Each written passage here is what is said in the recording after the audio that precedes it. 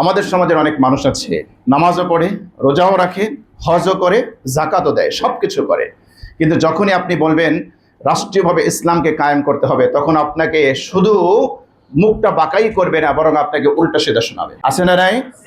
আমি আপনাদেরকে জিজ্ঞেস করতে চাই, ইসলামী রাজনীতি মানে কি? ইসলামী রাষ্ট্র পরিচালনার নীতি, এই রাষ্ট্র পরিচালনার নীতি এগুলো আমাদের কোরআনে, আমাদের ইসলামে আছে না নাই? অবশ্যই আছে। সহজভাবে যদি বলি, রাসূল সাল্লাল্লাহু আলাইহি ওয়াসাল্লাম রাষ্ট্র পরিচালনা করেছেন নাকি করেন নাই? হযরত আবু বকর, হযরত ওমর, হযরত উসমান, হযরত আলী।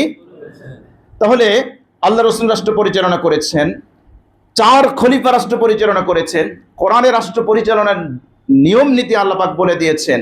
এখন যদি কোনো ব্যক্তি বলে যে ইসলামে রাষ্ট্র পরিচালনা অর্থাৎ রাজনীতি বলতে কিছু নেই, তাহলে আমরা তাকে কি বলবো? জাহেলে মোরাক্কাব অথবা পশ্চিমাদের পাঁচাটা গোলাম।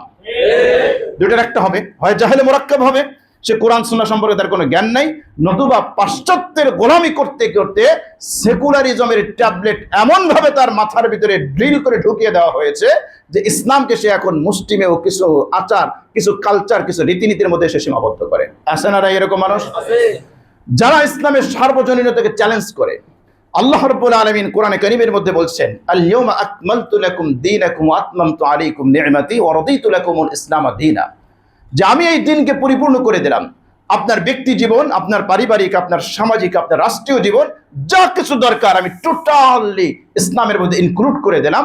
আর ওরা আমাদেরকে বলতে চায় না, ইসলামের বিধান মসজিদের মেম্বারে চলবে, খানকা ওখানে চলবে, মাদ্রাসায় চলবে, কিন্তু সংসদে চলবে না।